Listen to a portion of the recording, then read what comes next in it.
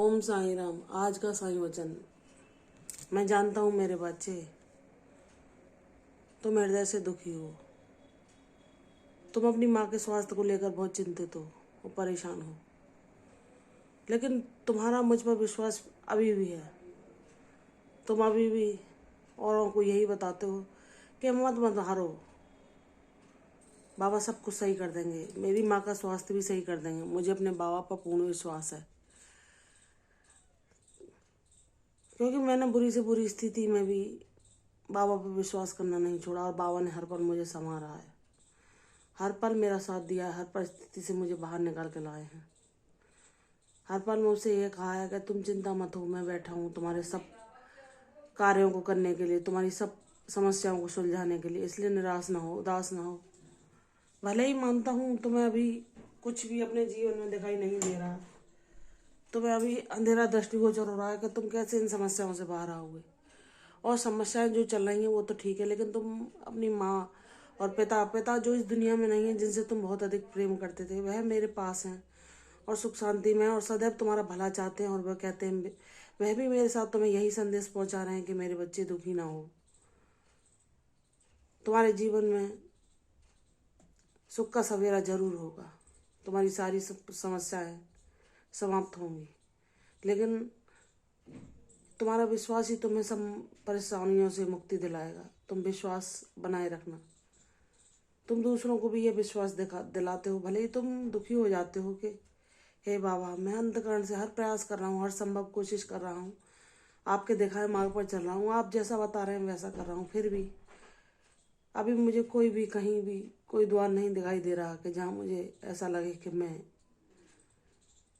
अपने संघर्षों से जल्दी ही मुक्त हो सकूंगा। लेकिन मेरे बाबा, फिर भी मेरे दिल में जो आस है, आपके ऊपर विश्वास है, वह बना हुआ है, क्योंकि मैं ये जानता हूँ कि मेरे बाबा पल भर में सब कुछ बदल सकते हैं, पल भर में असंभव को संभव कर सकते हैं।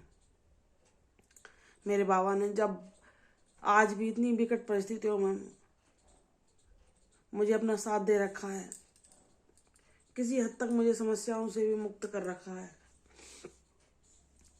भले ही वह पूरी तरह से ना हो, लेकिन मुझ पर अन्न धन की कोई कमी नहीं है। मेरे भोजन, मेरे वस्त्रों, मेरी सब आवश्यकताओं की बाबा व्यवस्था कर रहे हैं और आगे भी करेंगे।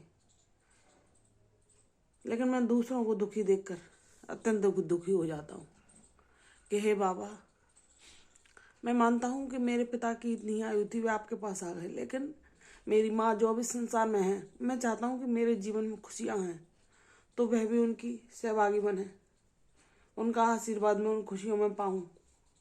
मेरे हृदय की यही इच्छा है बाबा। मेरी माँ को स्वास्थ्य प्रदान करो,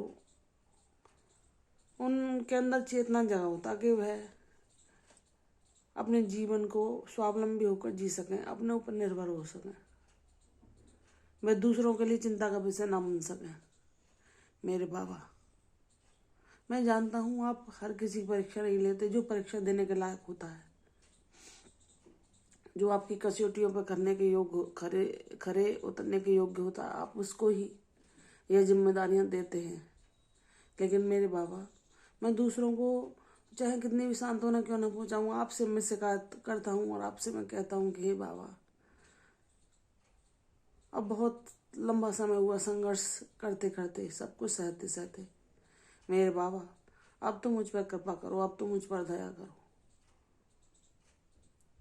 मेरा विश्वास अटूट है, मैं ये जानता हूँ, लेकिन और दूसरे जो मुझसे कहते हैं कि तुम बाबा की इतनी भक्ति करते हो फिर भी समस्याएं क्यों हैं, तो मैं ये कहता हूँ कि समस्याएं तो हमारे कर्मों के अनुसार होती हैं, लेकिन बाबा हमें थामे रखते हैं, उन समस्याओं में भी स्थिर रहने की शक्ति देते हैं और हमें ऐसा मार्ग दिखाते हैं, हमसे ऐसे सत्कर्म करवाते हैं कि वह समस्याएं भी सदैव के लिए समाप्त हो जाती हैं।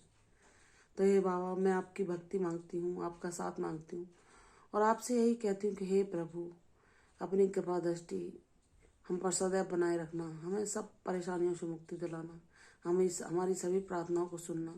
हे बाबा, हमें कोई खजाना दो ना दो, आपकी भक्ति का, आपके साथ का, आपकी कृपा का खजाना हमसे कभी मत लेना। मेरे बाबा, आप सबके लिए सुखदायक हैं। जो भी आपको हृदय से पुकारता है, उसके दुखों को सुखों में परिवर्तन करने की शक्ति आप उसे प्रदान करते हैं। तो हे मेरे बाबा, जब आप इतने दयालु हैं, इतने करुणा निधान हैं, तो मेरे हृदय की प्रार्थनाओं को भी सुन लो बाबा, और मेरी जीवन से कष्टों का अंत करो। मैं मानता हूँ कि दुख के बाद सुख और सुख के बाद दुख सबके जीवन में आते हैं, लेकिन हे प्रभु, अब मेरे संघर्षों का सामना करते करते भी मैं थक चुका हूँ। इसलिए हे बाबा, इनको दूर करो, मेरे जीवन में भी शांति, प्रसन्नता, समृद्धि प्रदान करो। जहाँ मैं अपने आप को टूटा महसूस करती हूँ, जहाँ मैं अपने आप को झुका महसूस करती हूँ, उन सभी परेशानियों से मुझे मुक्ति दिलाओ। मेरा साथ दो बाबा, अपनी कृपा से मेरे जीवन की सारे अंधकारों का नाश करो। जब कोई भी बालक अपने बाबा से इस प्रकार प्रार्थना करता है तो बाबा उसकी प्रार्थना अवश्य सुनते हैं और उसे ऐसा मार्ग दिखाते हैं जहाँ से वह उनकी शक्ति को पहचान सके और उनका वरदान पा सके। वह उसे यह भी बताते हैं, यह भी ज्ञान कराते हैं कि तुम मेरी कृपा मांग रहे हो, लेकिन तुम अपनी बुद्धि को स्थिर रखने के लिए, शांति में रहने के लिए ऊदी का भी निरंतर सेवन करो, ताकि वह तुम्हें हर परेशानी, हर समस्या से लड़ने की शक्ति दे सके और मुक्ति दे सके। तुम्हारा भला होगा, कोई भी तुम्हारा हित नहीं कर सकता। समस्या भी तुम्हारे जीवन में ज़्यादा समय नहीं टिक पाएंगी। मैं तुम्हारे जीवन में सुख, खुशहाली, समृद्धि, प्रसन्नता सब कुछ भेज रहा हूँ। उसे स्वीकार करो और प्रसन्न रहो। दीर्घायु बाबा। कल फिर आऊँगी साईं वचन के साथ। तब तक के लिए ओम साई राम।